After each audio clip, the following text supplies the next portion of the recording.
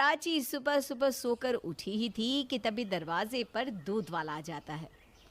अरे क्या दीदी, कब से दरवाजा खटखटा रहे हैं और आप के खोल ही नहीं रही।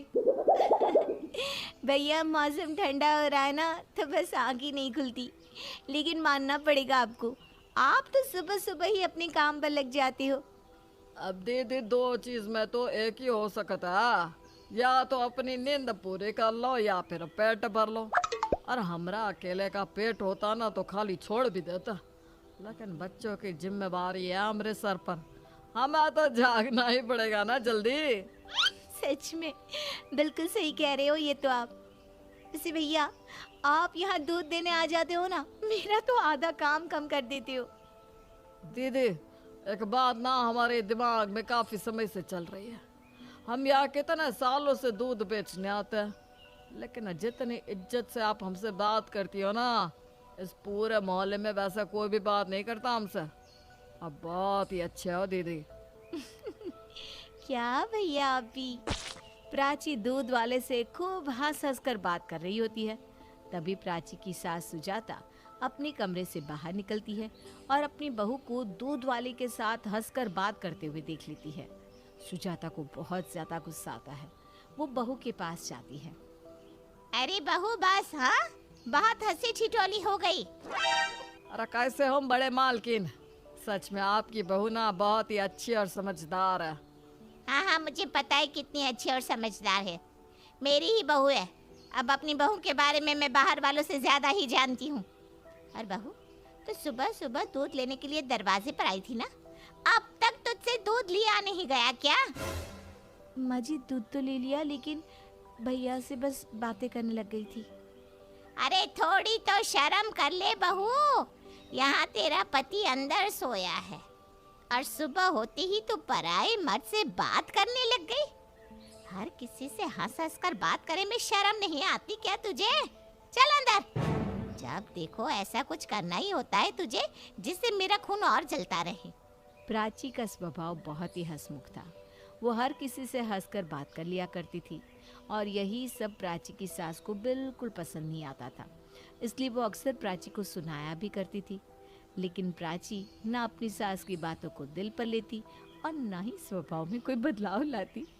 कुछ दिनों बाद प्राची मोहल्ले की लड़की रश्मि और उसके पति अनिल के साथ अपने ही घर में बात कर रही थी।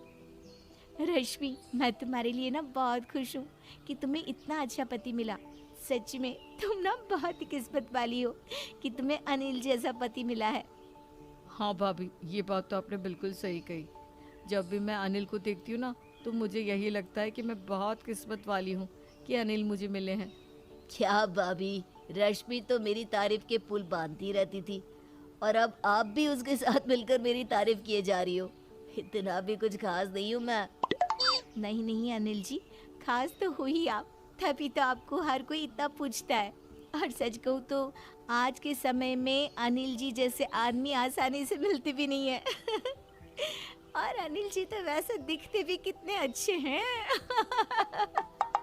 प्राची ने अनिल की तारीफ की ही होती है कि तभी सुजाता बाहर से आ रही होती है और प्राची की बात सुनकर सुजाता का खून आग बबूला हो जाता है। अरे बहू, कुछ लाज शर्म बची है या बेचकर खा गई तू? क्या हुआ माँ जी? मैंने क्या कर दिया जो आप मुझ पर इतना गुस्सा कर रही हो? मैंने तो कुछ किया भी नहीं है। अरे गलती तुझसे नहीं, मुझसे हुई है, मुझसे। जो मैं अपने मंदिर जैसे घर में तेरे जैसी कुकर्मी बहू ले आई, जिसे ना अपनी इज्जत का ख्याल है ना ही अपनी सास की इज्जत का। क्या हुआ आंटी जी, आप भाभी को क्यों सुना रही है? उन्होंने तो कुछ भी गलत नहीं किया। अरे रश्मि बेटा, मेरी बहू तो है ही बेशर्म। कम से कम तुझे तो अपने पति पर थोड़ी लगाम कसनी चाहिए ना। क्या मतलब है आंटी आपका?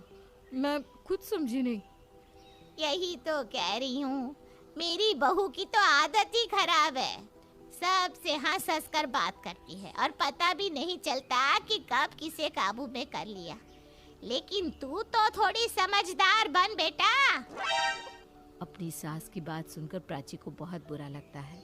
वो कमरे में चली जाती है। ऐसे ही एक दिन प्राची घर में कुछ काम कर रही होती है और गली में पड़ोस के लड़के क्रिकेट खेल रहे होते हैं। तभी उनकी बॉल प्राची की बालकनी में आकर गिरती है और उनमें से एक लड़का सोनू प्राची के घर आता है और कहता है, अरे भाभी जी नमस्ते।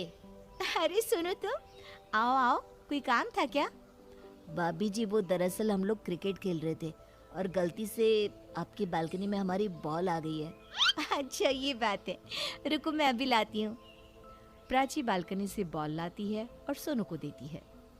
लो सोनू, यही है ना तुम्हारी बॉल? हाँ जी भाभी थैंक यू। अरे कोई बात नहीं।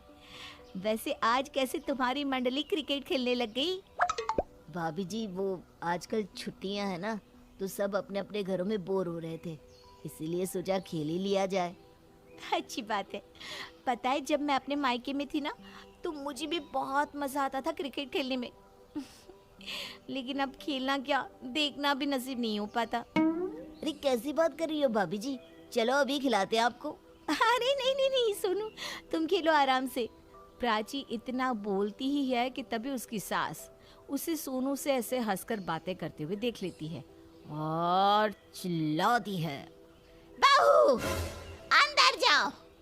सोनू तू यहाँ क्या कर रहा है? अब वो आंटी जी मैं तो बॉल लेने आया था। ले लिया, निकलो यहाँ से। सोनू वहां से चला जाता है। बहू क्या बात है? हैं?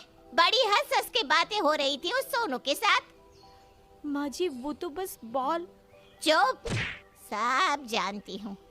जरूर तेरा कुछ चक्कर चल रहा है। देख बहू, आगे से तू घर से बाहर नहीं जाएगी, वरना तू तो हमारे नाक ही कटवा देगी। पर माँ जी, सुजाता अपनी बहू के बारे में बिल्कुल नहीं सोचती और उल्टे सीधे इल्जाम लगाती रहती है। कुछ दिनों बाद सुजाता का बेटा मयंक अपने दोस्त अरुण को लेकर घर आता है। माँ प्राची, देखो आज घर पर मेरा सबसे अच्छा दोस्त अरुण आया है। अरे अरुण जी, आपकी तो मयंक बहुत तारीफ करते रहते हैं। आखिरकार हमें भी आपके दर्शन करने मिल ही गए। आज आए हो आप तो अच्छे से खातिरदारी करूंगी। भाभी जी तारीफ तो आपकी भी बहुत हुई है और आपके हाथों का खाना खाने में कुछ अलग ही मजा है सुना है। मैं तो यहाँ खास आपके हाथों का खाना खाने ही आया हूँ। हाँ क्यों नहीं, आए हो तो खाना तो जरूर खिलाऊंगी। अरे वो तो खिलाना ही पड़ेगा आपको, लेकिन भाभी जी मैं बस खाना खाने नहीं आया हूँ, मैं आपकी पूरी मदद भी करूँगा। प्राची ये ना ऐसे मानने वाला है नहीं, इसकी मदद ले लेना भाई। प्राची खाना बनाने लग जाती है और अरुण भी उसकी मदद करने लग जाता है। गलती से अरुण का हाथ प्राची को लग जाता है और ये सुजाता देख लेती है और वो पूरे घर में हल्ला करने लग जाती है। हाय, मेरी बहू ने मेरी नाक कटवा दी।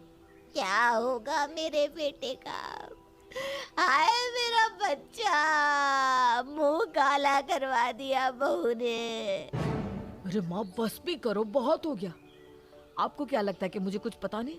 अरे मैं सब देख रहा हूँ और मुझे मेरी पत्नी पर पूरा भरोसा है। माँ जी, आप हमेशा मेरे चरित्र पर लांछन लगाती आई हो, लेकिन मेरे पति को विश्वास है मेरे ऊपर कि मैं कभी भी ऐसा कोई काम कर ही नहीं सकती कि जिससे आपकी नाक कटे। अपनी बहू और बेटे की बात सुनने के बाद सुजाता का मुंह बंद हो जाता है और वो फिर कभी अपनी बहू को कुछ नहीं